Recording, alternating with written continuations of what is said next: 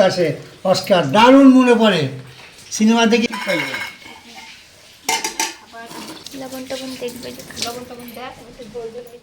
বাইরে পড়ছে মুষলধারে বৃষ্টি আর আমার এই সময়তে বাঙালির সব থেকে প্রিয় খাবার খিচুড়ি।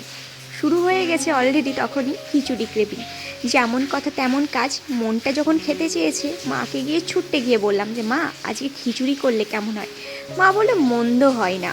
হ্যালো এভরিওয়ান, কেমন আছো সকলে? আশা করছি সকলেই তোমরা ভালো আছো, সুস্থ আছো, আমিও ভালো আছি। সোনারাদের চ্যানেল নতুন একটি ভিডিওর সঙ্গে তোমাদের অনেক অনেক স্বাগত জানিয়ে আজকের ভিডিওটা স্টার্ট করছি। গত শুক্রবার থেকে শুরু হয়েছে মুষলধারে বৃষ্টি, একদম বর্ষা কিন্তু দোরগড়াতেই এসে গেছে।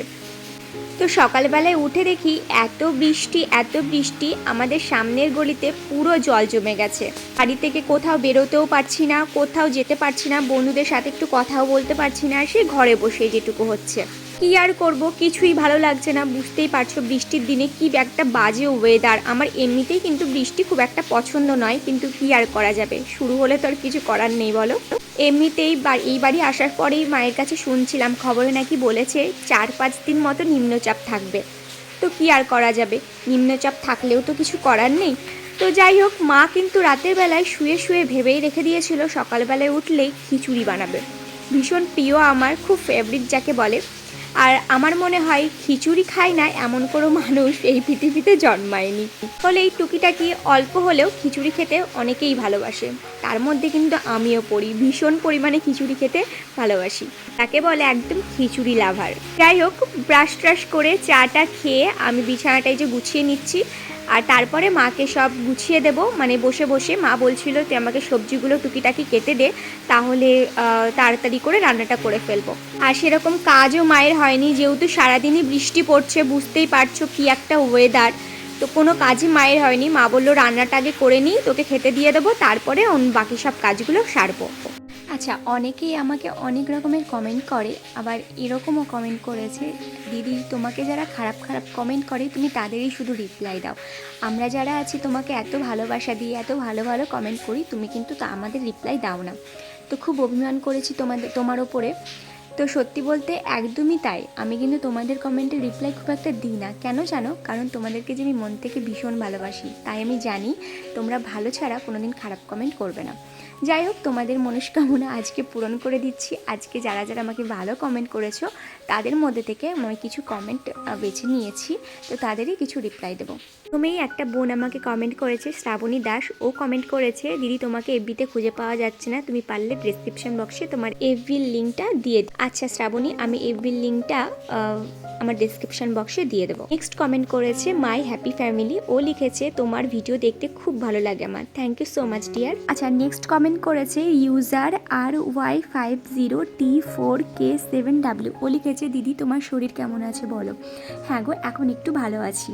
তারপরে কমেন্ট করেছে অর্পিতা চক্রবর্তী, দিদি তুমি কি দিয়ে মেকআপ করো, একটা ভিডিও করে শেয়ার করো প্লিজ। নিশ্চয়ই শেয়ার করবো। এরপর কমেন্ট করেছে সন্দিতি43, তোমাকে আর তোমার গলার ভয়েসটা আমার খুব পছন্দের, তুমি খুব মিষ্টি। Thank you so much Sandeep, অনেক অনেক ভালোবাসা তোমাকে এত মিষ্টি একটা কমেন্ট করার জন্য। আচ্ছা, সুস্মিতা পাল কমেন্ট করেছে তুমি কি হোমিওপ্যাথিক খাও না, পেঁয়াজ খেলে তাই বললাম গো। এখন খাচ্ছি না, যেহেতু এখন অ্যালোপ্যাথিক ওষুধ খাচ্ছি, ওই কারণে হোমিওপ্যাথিকটা বন্ধ রেখেছি। কিছুদিন পর থেকে আবার শুরু করব।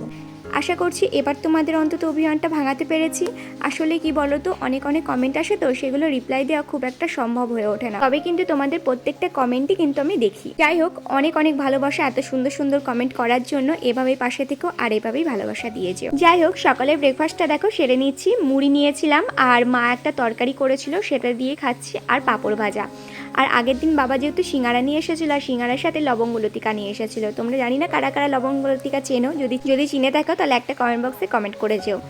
আর দেখো, আমার কিন্তু সবজি দিয়ে মুড়ি খেতে না খুব সুন্দর লাগে, যে কোনো সবজি হলেই হলো। মানে তোমাদের কার কার ভালো লাগে বলো তো।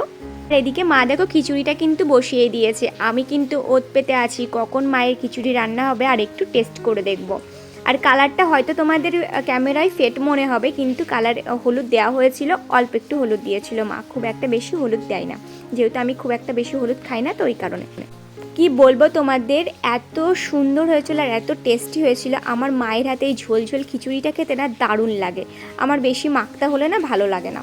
আর আমার যেহেতু বাইরেকার কোনো খাবারই খাওয়া হবে না, তোমরা তো সকলেই জানো জয়ঙ্কুশদা যেহেতু ওষুধ খাচ্ছিলাম, ওই জন্য জয়ঙ্কুশদার সমস্ত কিছুই বারণ করে দিয়েছে যে বাইরেকার কোনো কিছুই খাওয়া যাবে না, ভিনিগার জাতীয় কোনো খাবার। তো ওই জন্য মা বাড়িতে চাউমিন আনতে পাঠিয়েছিল বাবাকে, তো ওই যে চাউমিন নিয়ে এসেছে। আর এদিকে মায়ের শুরু হয়ে গেছে প্রচণ্ড পরিমাণে মাথা ব্যথা, তাই ট্যাবলেট খুঁজে খুঁজে বেড়াচ্ছে। খিচুড়ি খিচুড়ি খিচুড়ি খিচুড়ি যে আমার এত প্রিয়, মানে তোমাদের আমি ভাষায় প্রকাশ করতে পারবো না। আমি ভীষণ ভালোবাসি খিচুড়ি খেতে। শুধু যে আমি তাই নয়, আমার বাড়ির সবাই কিন্তু ভালোবাসে। আমার বাবা, মা, দাদা সবাই বেশি ভালোবাসে খিচুড়িটা। যখন থেকে খিচুড়ি মা বসিয়েছে তখন থেকেই ভাবছি কখন খাবো, কখন দুপুরবেলাটা হবে, কখন খাবো। তো এই যে ফাইনালি বসে গেছি। দেখো মা সবজি টবজি দিয়েই করেছিল, আলু কুমড়ো। তো হালকা কালার দেখা যাচ্ছে আসলে, যেহেতু লাইন নেই, লাইন চলে গেছে কালকে মনে হয় সব ভোরবেলায় গেছে। আর এখনও পর্যন্ত লাইন আসেনি, মনে হয় না সারাদিনে লাইন আসবে বলে, যে কারণে একটু লাইটের একটু অসুবিধা হবে তোমাদের। আর এমনিতে আমাদের এই বাড়িতে না লাইট একটু প্রবলেম হয় আসলে, কালারটা নীল কালার করা হয়েছে তো ওই কারণে লাইটটা একটু কম দেখা যায়। তো চলো খেয়ে নিই।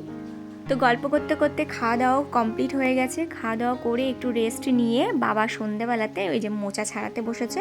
তো আমি, মা, বাবা তিনজনাতে মিলে যে গল্প করছি আর মা দেখো মোচা ছাড়াচ্ছে। মোচাটা কার কার প্রিয় বলো তো? আমার কিন্তু মোচার ঝাল খেতে খুব ভালো লাগে। আমি মোচা খুব বেশি খাই, মানে ভালো খাই আর কি। মানে আমি ছোটো থেকে মোচাটা খেতে খুবই ভালোবাসি, আমার বাড়িতেও তাই।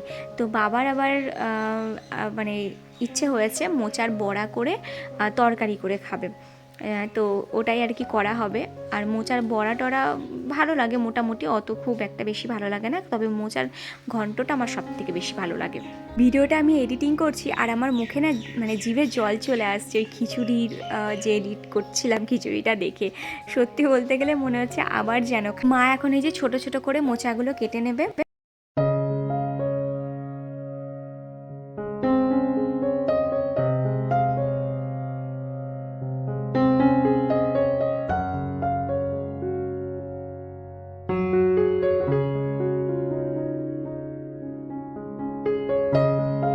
ব্যাকগ্রাউন্ডে দেখে আবার কেউ ভয় পেয়ে যেও না। না বস, আমরা বাঙালি বুঝলে, আমাদের যে কোনো দিকেই আমরা কিন্তু দড়ি টাঙিয়ে বর্ষার দিনে বিশেষ করে এই যে জামা কাপড়গুলো এভাবে মেলে দিতে পারি। তো যাই হোক, কালকে না মানে গতকালের ভিডিওটা এডিট করা হয়েছিল কিন্তু এন্ডিং দেওয়া হয়েছিল না। আসলে কালকে সারা দিন লাইন ছিল না, মানে সকাল আগের দিন রাত্রেবেলায় চলে গেছে লাইন, তারপরে সারা দিনটা আসেনি। আর তারপরে হচ্ছে কি এসেছে পরে, মানে সেদিনকে রাত্রি 11টা কি 12টার দিকে এসেছে। তো তখন তো ঘুমিয়ে গেছিলাম। যাই হোক লাইন পাইনি।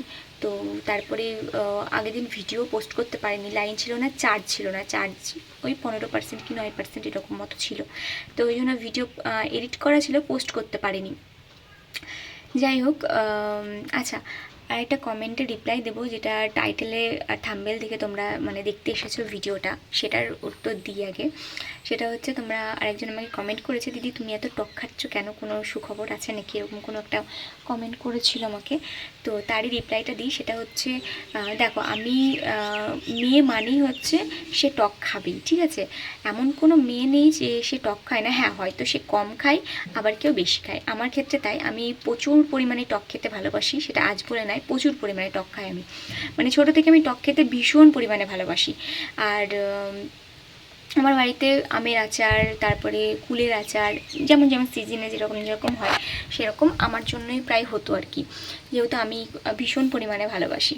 তো রিসেন্ট কিছুদিন আগে তোমরা দেখেছো মা, আমার এই বাড়িতে ছিলাম যখন মার আমড়ার আচার বানিয়েছিল, ওটা আমার জোরেই, মানে আমার জবরদস্তি করেছিলাম।